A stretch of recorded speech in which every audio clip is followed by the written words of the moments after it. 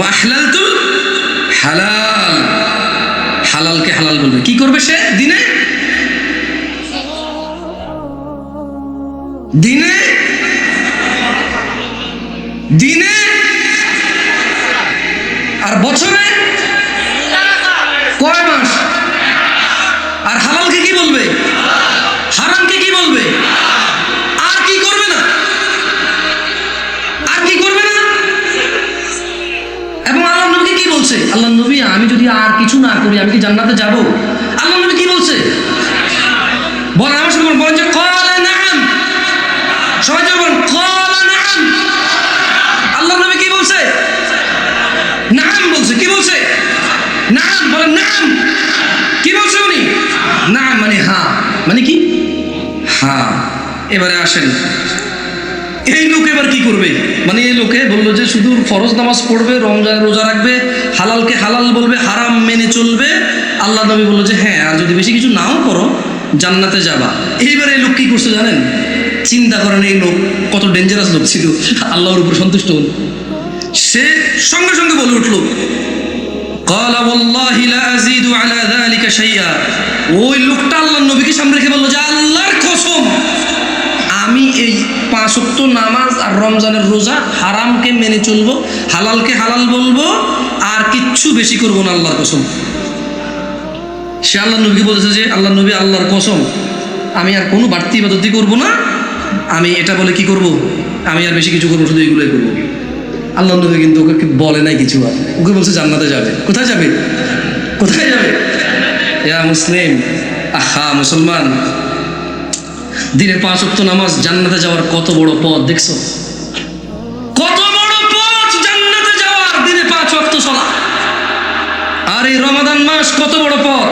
হারামকে মেনে চলবে, দাড়ি কাটা নেকি না হারাম? টাকনুর নিচে প্যান্ট পরা নেকি না হারাম? সিগারেট, তামাক, জর্দা খাওয়া নেকি না হারাম? গালাগালি করা, মারামারি করা, অহংকার করা, মজলিসের পরিবেশ নষ্ট করা, মিছা কথা গাওয়া, বাপ মায়ের সাথে বেয়াদবি করা, স্ত্রীকে অন্যায়ভাবে আঘাত করা, যৌতুক নেওয়া, স্ত্রীকে তুচ্ছ তাচ্ছিল্য করা, সন্তানদের প্রতি অযত্ন হওয়া, পিতামাতার প্রতি অবাধ্য হওয়া। ওই লোকটা বলছে যে সে এগুলো করবে। সে কখনোই তার পিতামাতার অবাধ্য হবে না, যেহেতু এটা হারাম। সে কখনোই দাড়ি কাটবে না, যেহেতু এটা হারাম। এটা এখানে বলে নাই, যেহেতু সে বলছে হারাম মেনে চলবে। কি মেনে চলবে? কি মেনে চলবে? সে সুদ খাবে না, ঘুষ খাবে না, মিথ্যা কথা বলবে না, দাড়ি কাটবে না, টাকনুর নিচে প্যান্ট পরবে না, সে মারামারি করবে না, গালাগালি করবে না, বাপ মায়ের উপর অভদ্র হবে না, কোনো মানুষের উপর জুলুম করবে না, সে গান বাজনা শুনবে না, সে জানা করবে না, সে নেশা করবে না। যেহেতু এগুলো কি, এগুলো কি এই সব, এই দেখেন একটা জিনিস, মানে গুনাহ করতে কষ্ট করা লাগে জানেন, কিছু না করলেই গুনাহ হয় না। ধরেন আপনি মদ খাবেন না, এটাই আপনার ইবাদত। এটা কি? খাবেন না ভাই, নামাজ পড়তে যেরকম বলছে ওটা বলছে যে খাইও না, তার মানে আপনার কষ্ট কি বলেন তো ভাই? খাবেন না, এতে কি কষ্ট? তো তাইলে আমরা তো খাচ্ছি, আমরা তো খাচ্ছি। এই যে ছেলেগুলো 5-10টা মেয়েকে দেখে এভাবে ওভাবে, কখন রাতের 11টা বাজে কারে বাইর করবে, কখন মোবাইলে কারে ন্যাংটা করে বসে বসে ছবি দেখবে, খালি এই ধান্দা, এই ফিকিরে বলে। ও ভাই, তোমার শরীরে যতটুক যৌবন আছে না, ওটুকুই আল্লাহ যতটুক দিছে যৌবন, ওটুকুই। এবার কি আরেকজনের মেয়ের ইজ্জত নষ্ট করে ভোগা ভাগা দিয়ে ওর সাথে এই যৌবন কাটাবা, নাকি বিয়ে করে বিবাহিত স্ত্রীর সাথে কাটাবা? একটুকুই যৌবন, বুঝছো? যেরকম তোমার কাছে 100 টাকা থাকলে 10 টাকা খরচ করে ফেলে, আর কত থাকে? ধরেন এক লোকের কাছে 100 টাকা আছে, কত আছে? 5 টাকার মদ খেলো, কি খেলো? 5 টাকার গাঁজা খেলো, কি খেলো? গাঁজা। 5 টাকা দিয়ে, তারপরে 5 টাকা দিয়ে সে মুদ খেলো, কি খেলো? 5 টাকায় ঘু খেলো, কি খেলো? 5 টাকা ছিঁড়ে ফেলে দিছে। এভাবে তার 25 টাকা চলে গেলে আর কত থাকে? কত থাকে?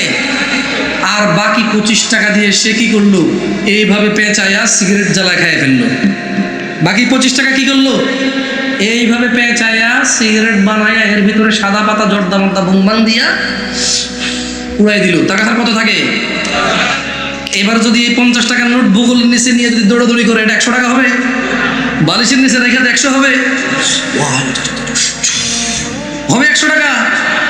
এমনি এমনি ঘষাঘষি করলে হবে? ছোট ভাই, যৌবনটাও তো এরকম আল্লাহ দেওয়া রিজিক। যতটুকু আল্লাহ রিজিক দিয়েছে অতটুকুই।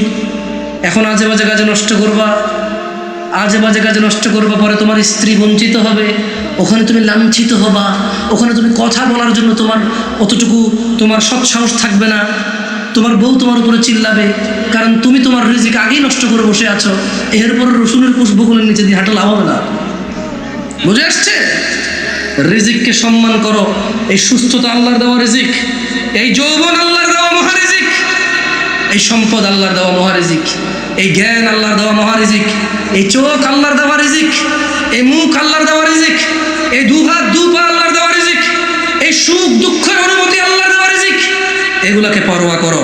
আন আবি হুরায়রা রাদিয়াল্লাহু আনহু, ও ভাইরা আমার, জান্নাতের দরজা খুলবে সামনের মাসে, কারা কারা ওই দরজায় প্রবেশ করবে সিদ্ধান্ত নিয়ে নাও।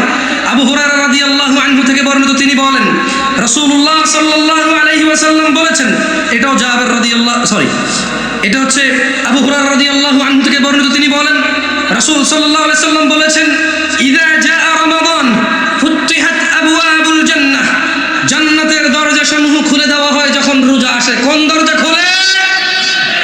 যেতে চাও? তাহলে কি করতে হবে? অ্যাটলিস্ট কমসে কম কি করতে হবে? যদি কোনো মানুষ জান্নাতে যেতে চায়, ও কমসে কম দিনে কয়বার নামাজ পড়তে হবে? কমসে কম কত রাকাত? কমসে কম কত রাকাত? বছরে কমসে কম কত মাস রোজা রাখতে হবে? আর যত কিছু হারাম এগুলোকে কি করতে হবে? কি করতে হবে? এবং সে বাকি হালালকে হালাল বলবে, কিন্তু সেই ইবাদত করবে না। মানে ওই লোকের কথা বলতেছি, ওই ব্যক্তি যিনি আপনাদেরকে না করতে পারেন না, যারা যারা লেখাছেন টাকা দিবেন, পরে বলেন না যে ভাই আমি আর কিচ্ছু করবো না, শুধু নামাজ পড়বো, রোজা রাখবো। এই ঘটনা আমার ঘটা দিয়েন না ভাই, কারণ যতদিন ওয়াজ করছি, যতটুকু সঠিক বুঝার কথা অতটুকু না বুঝে মানুষ শুধু যতটুকু ভুল বোঝার অতটুকুই বুঝছে।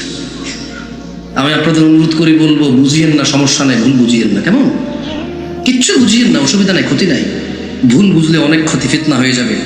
আল্লাহর নবী বলছেন, যখন রমাদান আসে জান্নাতের দরজাসমূহ খুলে দেওয়া হয়, ওয়াগুল্লিকাত আবওয়াবুন নার, জাহান্নামের দরজা বন্ধ করে দেওয়া হয়, ওয়াসুফফিদাতিশ শায়াতিন, শয়তানদের বন্দী করে ফেলা হয়। আচ্ছা, রোজার মাসে যদি শয়তান বন্ধ হয়ে থাকে, তো রোজা রাখে না যে লোকটা, সিগারেট খায়, জানা করে, দিনের বেলায় স্ত্রী সহবাস করে, মুসলমান বলে নিজেরে, ইয়াতেরে কোন শয়তানে করায়? বুঝতে পারেন? ভুল বলছেন। আল্লাহ বলছেন মিনাল জিন্নাতি, মিনাল জিন্নাতি, মিনাল জিন্নাতি। তার মানে শয়তান কয় প্রকার? জিন শয়তান, মানুষ শয়তান। যেটা মানুষ শয়তান আউযুবিল্লাহ বললে সহজে এটা যায় না, যেটা জিন শয়তান ওটা সহজে চলে যায়। আল্লাহ আমাদেরকে বুঝার তৌফিক দান করুন। যাই হোক দিনী ভাইরা, এই বিভ্রান্তিতে পড়বেন না যে রমাদান 10 দিন রহমত, 10 দিন নাজাত, 10 দিন মাগফিরাত, এরকম 10 দিন ভাগ করিয়েন না। কেমন? আবু হুরায়রা রাদিয়াল্লাহু থেকে বর্ণিত, তিনি বলেন আল্লাহ নবী সাল্লাল্লাহু আলাইহি ওয়াসাল্লাম বলেছেন, আদম সন্তানের প্রতিটি কাজই তার নিজের জন্য, রোজা ব্যতীত। কেননা সিয়াম আল্লাহর জন্য, আর আল্লাহ এটার প্রতিদান দেবে। সুবহানাল্লাহ।